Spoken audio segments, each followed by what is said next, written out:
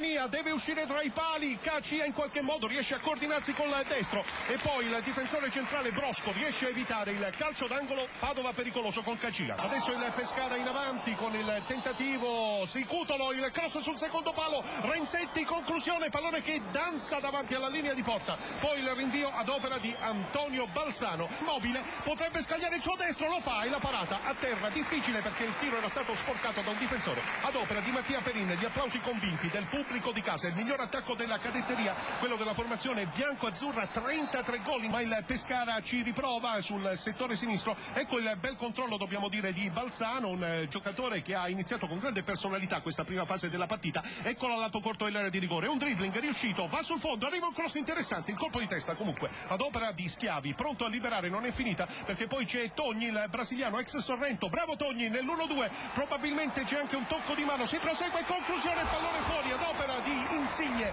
che ha tentato con un destro a giro di sorprendere il portiere avversario. L'intenzione era giustissima, la destinazione finale poco fuori, con pallone che ha sfiorato letteralmente il palo. Cutolo che si accentra, Cutolo il suo sinistro, il passaggio per l'italiano di prima, poi Sansovini che non riesce a chiudere sul Legati, entra in area, c'è un contatto, arriva il cross in area di rigore, grande parata di Anania su Marcolini. È incredibile quello che il Padova ha sbagliato, ma soprattutto direi qui miracolo di Anania. Immobile, parata di Perin, dall'altra parte questo, signori, è il grande calcio di Zeman e di Dal Canto. 4-3-3, si rischia di prendere il gol, si rischia di farlo, miracolo da una parte del portiere del Pescara Anania, miracolo di Perin. Togni che vede libero Zanon, ottimo il controllo di Zanon, ottima anche la finta di gambe, cross e colpo di testa a rinviare quasi sulla linea, poi finisce a terra il giocatore del Pescara, invocano il rigore, non ci sente da questo orecchio l'arbitro Davide Massa, contropiede del Padova prima di commentare quanto avvenuto nell'area alla nostra sinistra con la partenza di Cutolo,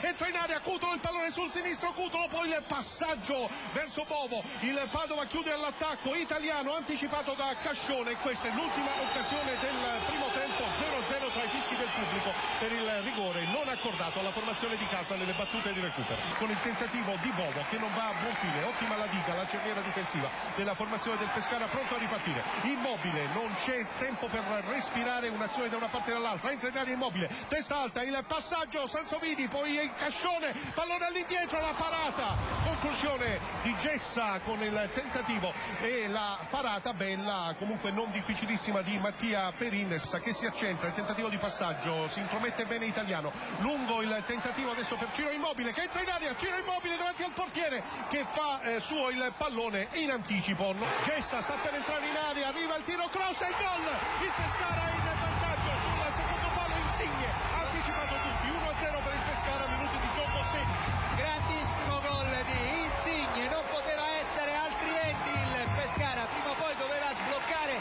questo punteggio, abbiamo detto più volte, troppe occasioni da gol, prima o poi si sbloccherà, dobbiamo dire davvero una grandissima azione quella del Pescara, un taglio sul secondo palo, da dietro è arrivato Insigne che ha scaraventato alle spalle di Mattia Perin, Chiesa, grande azione sul secondo palo, ha seguito Insigne che ha anticipato il suo diretto avversario, palla in rete per il vantaggio della formazione abruzzese. Intanto il Padova ci prova, il tentativo adesso di percussione, Cacia, pallone che finisce in rete, autorete, il pareggio del Padova, un'azione rocambolesca, gli applausi per Ruopolo che ha scagliato il tiro di sinistro e pallone che una serie di rimpalli ha abbattuto Anania, incolpevole, non si è neppure potuto tuffare, tutto questo al minuto di gioco numero 47, gli applausi e gli abbracci per l'autore del gol, questo tiro di Ruopolo con una serie di carambole incredibili, con azione nata sempre da un sinistro di Cutolo e poi l'inserimento di Ruopolo con pallone deviato. Non ha visto il pallone Anania, non è riuscito addirittura a intervenire, comunque grande giocata di Cutolo, poi ha provato Ruopolo che di fatto ha messo il pallone sul primo palo, non ce l'ha fatta a intervenire, è stato colto in controtempo il portiere Anania che ha alzato anche il braccio, non so, forse chiedeva la posizione regolare di un giocatore. Fatto sta che il Padova è riuscito a pareggiare questo match. Avevi detto, Giovanni, che il Padova stava attaccando e che poteva essere pericoloso. Pescara ancora in avanti, 1-1, un minuto al termine, Gessa in qualche modo davanti al portiere, poi il rinvio ad opera di Trevisan. 1-1 quando manca un minuto alla fine. E nonostante manca un minuto alla fine, siamo di fatto al 94esimo, fioccano ancora le opportunità per il Pescara, che è come se è stato morso da una tarantola e viene in avanti. Attenzione, il pallone al centro. Sì, con Zenon che si è coordinato per il cross, poi Varratti, Cone che controlla, Cone in qualche modo, ancora Varratti, limite dell'area di rigore, prova a ragionare il Pescara con Insigne, arriva il cross sul secondo palo, c'è libero Gessa, controlla, controbalzo, linea di fondo, Gessa potrebbe guadagnare un angolo, preferisce il cross, bravissimo, Italiano, giganteggia ancora una volta di sinistro, pronto ad allontanare, ma è ancora Pescara con il cross di Togni per Insigne, Cone potrebbe tirare, ci prova di sinistro, lontanissimo allo specchio della porta, delusione del pubblico di casa. 1-0, mancano 20 secondi alla fine. Un grande Padova, dobbiamo dirlo, ma un grandissimo Pescara. Giovanni, consentimi questo, perché una volta subito il gol del pari, il Pescara si è catapultato in avanti, ha creato due limpide occasioni da gol. Nell'ultima circostanza Cone ha fatto tutto bene, ma non ha trovato la distanza, la misura e la potenza per battere Mattia Perin, ha colpito male, il pallone è terminato fuori. Al mio cronometro è il 50esimo, l'arbitro con molta probabilità fischierà e poi tireremo le somme di questo match. Intanto c'è un fallo commesso su Togni, ricordiamo Insigne ha portato in vantaggio il Pescara al 16esimo della ripresa, al 47esimo un sinistro di Ruopolo deviato probabilmente sia da Balzano che da Brosco. Questo è il finale della partita per il Pescara, il primo pareggio interno della stagione. Sull'1-1 si abbracciano i giocatori del Padova che hanno raggiunto il risultato di parità proprio nel finale. Insigne esce praticamente quasi in lacrime, perché il Pescara, addirittura adesso i giocatori sono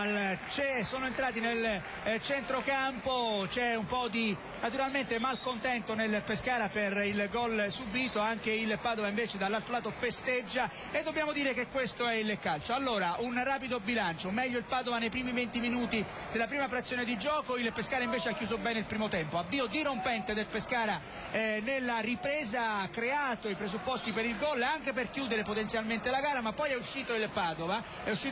che ha realizzato l'1-1. Al tirar delle somme dobbiamo dire che il Padova ha realizzato alla fine, quindi il Pescara meritava, ma poi non so se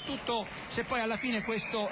pareggio è bugiardo. Secondo me, in effetti, per quanto visto, è il giusto esempio dei 90 minuti. Sì, il Pescara adesso va a prendere l'applauso del pubblico della curva nord alla nostra sinistra, lo stesso fanno i giocatori padovani, tutti vicini a Trevisan. Noi dobbiamo chiudere, quindi ricordando l'1-1 dello stadio Adriatico con i gol nella ripresa, Insigne, poi conclusione in qualche modo di Ruopolo con mezzo Padova nell'area avversaria, azione nata da Cutolo, Trevisan, Ruopolo stesso, poi pallone probabilmente, ma passateci ovviamente il dubitativo, deviato nella propria porta sia da Balzano che da Brosco, che si sono in pratica scontrati col pallone e senza riuscire a deviarlo. Per Anania, quasi spiazzato, l'inopportunità proprio di tuffarsi, nulla da fare per l'estremo difensore della formazione pescarese. Finisce quindi 1-1 allo stadio Adriatico. Giovanni Cornacchia, grazie a Gianluca Galli per la messa in onda e l'assistenza tecnica, ad Antonio Monaco per i suoi interventi, da Giovanni Scaramuzzino a tutti voi il più cordiale buonanotte. Pescara e Padova 1-1.